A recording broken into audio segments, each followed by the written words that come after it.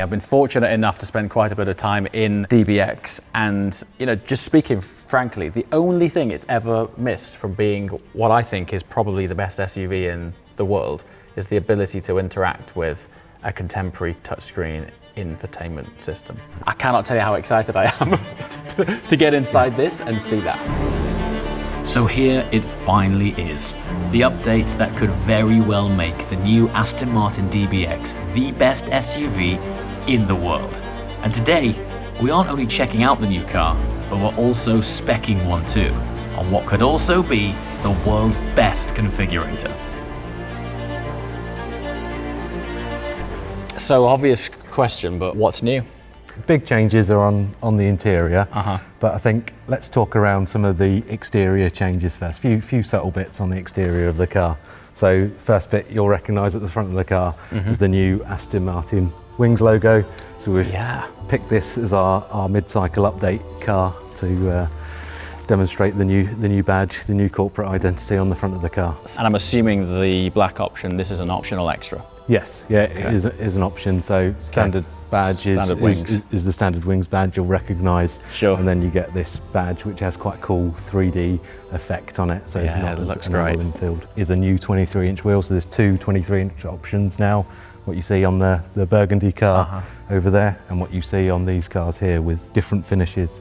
But it's quite amazing how much difference you see between the textured wheel finish. It's funny because I would have sworn that was a new wheel.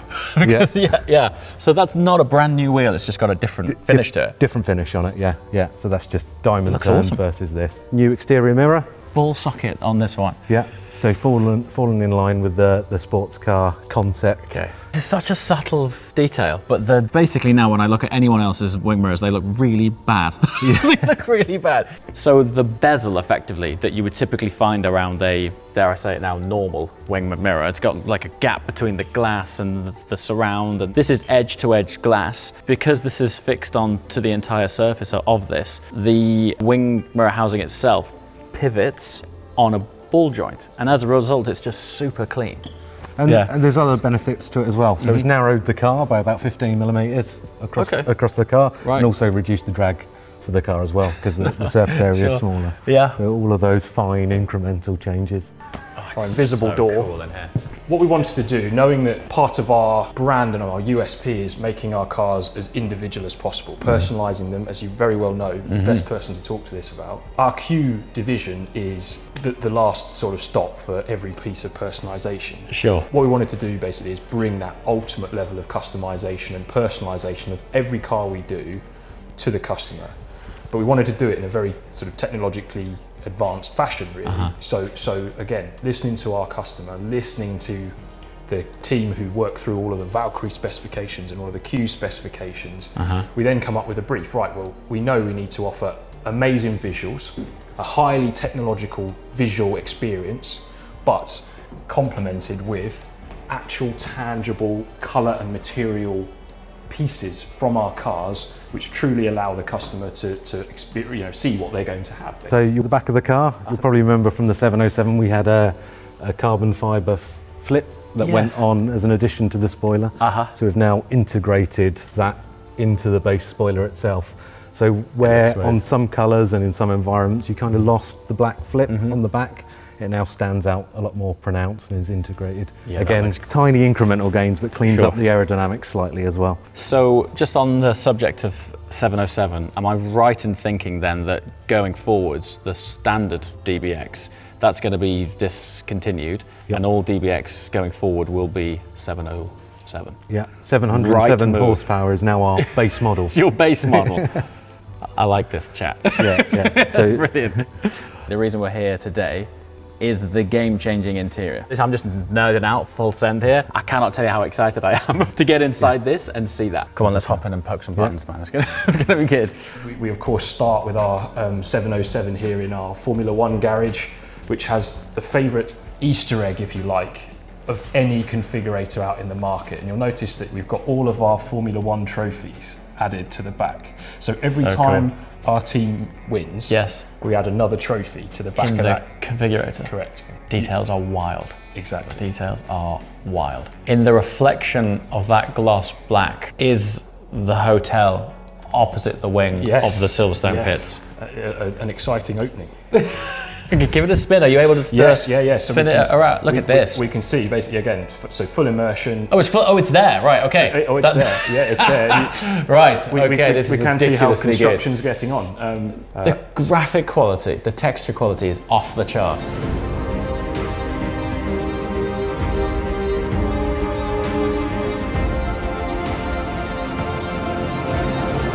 I don't know why, and I know this is the height of nerdiness, but I knew it would come. I knew the day would come. As soon as I saw it launched on DB12, I was like, it's not long now. Yeah. Right? So I don't say this, in fact, I don't know if I've ever said this, but I think by having this upgraded infotainment now in this platform, I think it is the best SUV in the world in its class. Having spent time in this platform, it's always been almost there, except for that. Yeah. So you must be proud now, right? Very proud, yeah. We were always aware of that, and we were always, looking forward to integrating this into the car and uplifting the overall product. So yes, really, really, really happy with it. So big changes on the interior. Obviously the front of the IP is updated on the car. So you've got this more integrated, modern, squared off look in the cabin of the car. Same center screen as in the DB12. And then a new 12.3 inch cluster.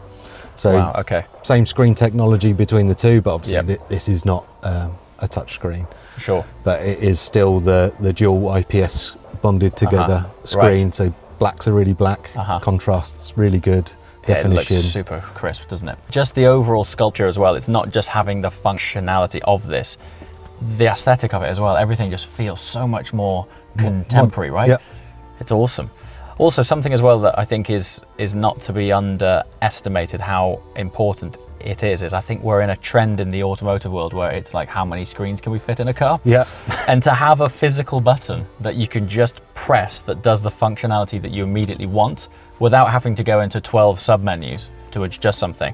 I think this balance that you've got here between physical switchgear, which also has like that sort of cold touch feel, is also a fantastic thing that frankly, everyone's going so screeny that quality is also being lost because inherently you're interacting with plastic. Yeah, we think it's really important to have the haptic switches that you use most commonly here, but also in the infotainment as well. So most of this stuff is also replicated in the infotainment, and it gives the consumer the best of both worlds, so they can choose how they want to interact with it. Me personally, I think I'm like yourself. Yeah, I like the touchy-feely, easy to remember buttons for the most common functions. Yeah, buttons that don't move. Where do we start? Well, where do you start with a client, and can I spec my dream DBX? Of course you can, James, yes, absolutely. Well, for the first place we talked a little bit about the environments, right? So we have a few of these, one of my favourites, right? Brooklyn's, so crazy. The famous banking, and then just a little Easter egg there with a DB5 on the side. Another cool one of a fairly familiar road. Is this the Skyfall Road? Perhaps, yes, or a road in Scotland. A road in Scotland may lead to somewhere similar like that. Potentially, James. Sure. Yes, potentially. So this is where we start, right? We must find the environment most suited to our customer, right? Okay. And where they would like to spec the car, and drawing them into that is part of the journey that we have. We of course though start in terms of the car on the exterior paint. So that's our first and the most sort of important choice. Let's go back to a full studio so we can see the car as best we can here. What we have on the configurator is what's replicated in our dealership. So we have 49 colours that you will see on the dealership wall. Like you said, generally more frequent choices, let's say, but again allowing some variation, and also allowing some of our colours from history to come through. So there's some really old school colours in there, and there's some colours that are a bit more familiar, for example, from our Formula One car. So a great chance to show you Podium Green, which will be on here as well, or for example our Aston Martin Racing Green, which is a bit more sort of it's got a bit of a lighter turquoise hue to it, isn't it? It looks cool. Look at that. Nice way of saying it. Our sort of racing highlight colour is a bit brighter, is a more of a line colour, and of course not looking so nice there with the calipers, but maybe again something we can change later on. Let's go for the malachite green that we saw in the atrium. That's probably as close to Lennox green that we're going to get right now. Right, that's a good starting point. With regards to this, how did you make the decisions as to what options that you wanted to have as physical buttons versus why you wouldn't have it on there? Yeah, so we've got a really great HMI team at Aston Martin, and obviously this is a very similar concept on DB12. So, you know, we start off with the product strategy guys telling us what they think the most important functions are. We go through the engineering study, but then most importantly, we also do the worldwide consumer study as well to confirm, you know, what are the most commonly used functions in the car and what do people want easy access to. So generally that's all HVAC controls for the car. So all of your HVAC controls across here, temperature, fan speed, rollers, and then some of the other common things that give you the driving experience of the car. So all the driver mode functions, so you've got ESP, exhaust loudness, which is always nice to have, individual customizable dampers, access height, so if you want to quickly lower the car, or if you want to lock it in auto access, push and hold. Something we know people always like to turn off, lane keep assist. To get rid of the steering interventions. So fantastic. Obviously that's mandated now with legislation. It has to come on every drive cycle, but you can turn it off quickly and easily. Without having to go into different submit menus, it's just there. Exactly that. Brilliant. And then if you want to access your cameras before the park sensors pick up something that's a bit further away, cameras, quick easy press. The light mapping on this is off the chart. It is so real, it's bonkers. It's very clever. Let's get into it then. So again, full customization. The configurator is very clever. It moves around the car based on what we're going to change. So I think let's change the brake calipers next. And you can see it whizzes around, so you focus specifically on that. I think we might like a bit of a bronze here to throw in and nicely complement the green. The texture detail, are you kidding me? A lovely chance to show the detail. Carbon fiber, for example, every single piece of that brake caliper there as well, the wording, everything, even the center cap and the wheel bolts. Absolutely, I don't know what the mapping work to do to get these textures, what journey would have been like, but you didn't do this in a few weeks, did you? No, it's absolutely ridiculous. Wireless CarPlay, yes, Android Auto, and also Connect app on your phone, so you can see where your car is, how much mileage is left, lock it, unlock it. Right. So one of the things which is hard to convey on camera is the responsiveness of it. I mean, that is damn near iPhone, right? Yeah, I mean, that is the response of that. There's no lag. This is slick. It is extremely slick. The guys have worked really hard on, one, selecting the right hardware for the car, and two, optimizing all of the processes. Let's go on the interior, right? So we've still got this beautiful Californian poppy, as we call it. Let's have a look at the interior leather, and let's make that. The texture of the grain in the leather is like pixel perfect. To show you the richness of it, and we've got a car in the atrium in this spec, we can bring in our spicy red, which is really very vibrant. A really rich, it's actually quite really cool, rich red. I think so. Yeah, I quite like it. In this monotone Inspire Sport environment, you can really see some of the new stitch detail. Wow, I've zoomed in far too quick there. You can really see some of the stitch detail. It's ridiculous. We can take a look at our sort of front view, the driver's view, or slightly over the shoulder here, for example. Again, you can see all the screens integrated, and I'm just going to be very careful here not to zoom too quickly in, so you can see. How cool. What on earth? Detail as well. So all that beautiful carbon fiber. So crazy. I can't believe the detail. It's pretty cool. So some of the other, let's say, more minor changes we've done on the interior, new HVAC vents as well. So let's say uplifted and modernized, but also we've refined the airflow through the vents as well. So there's, let's say, less blockage and more directivity to the air, so you get better coverage of the occupant, pulls your temperature down quicker, and therefore we need to blow the fans not as hard, so the whole system's quieter.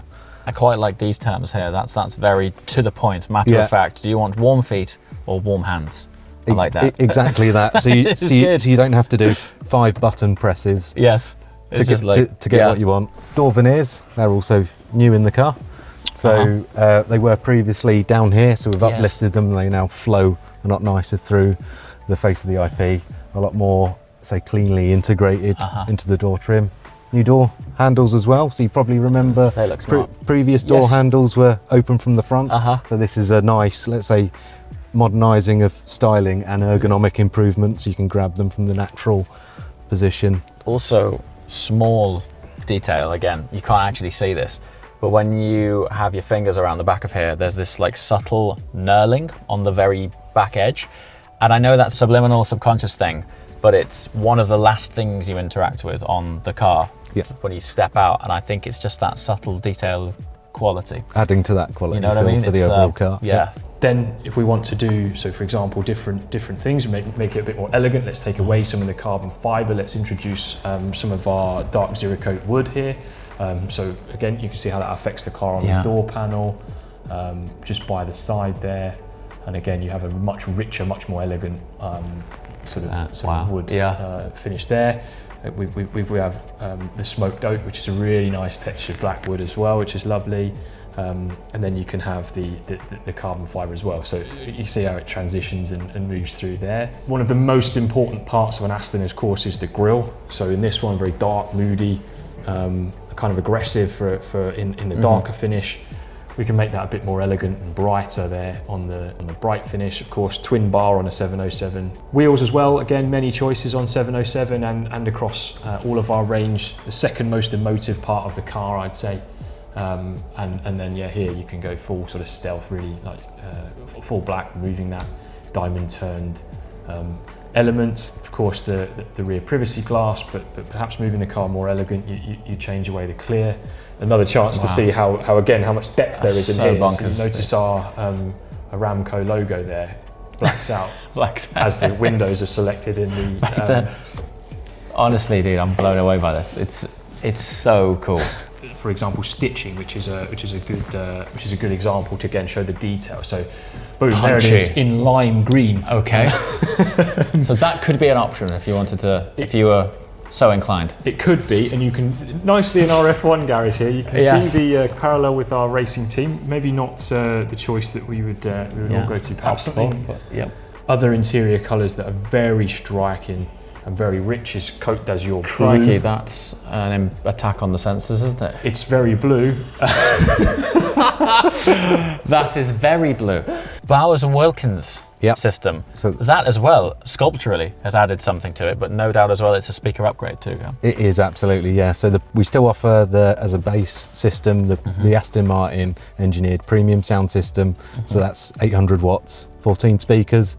The Barrow and Wilkins system ups us to double that power, 1600 watts, and 23 speakers in the cabin of the car. So the big difference is you'll notice are all the 3D surround speakers on the headliner, and the audio system sounds incredible. I kind of like this with the green on the exterior. Yes, that's quite cool. So grille finish, definitely like that. Yes. Now it's looking evil. This is good news. So few other, let's say, behind the scenes performance elements we've done on the car. So exhaust sound, one of the things that we've improved on the car. So we've revised the exhaust hardware on the car. That's great. So we've brought a lot more of that, let's say, baritone, traditional V8 noise in at like the lower RPM, but the higher torque demand. So, you know you're sitting on 700 horsepower's worth of go. Brilliant. Steering tune. So we revised the steering tune for the car as well, and it's aiming to, let's say, accentuate that Jekyll and Hyde type character that you see in the car. So it's a bit lighter now in GT. So let's say for everyday cruising, it's a bit nicer to use.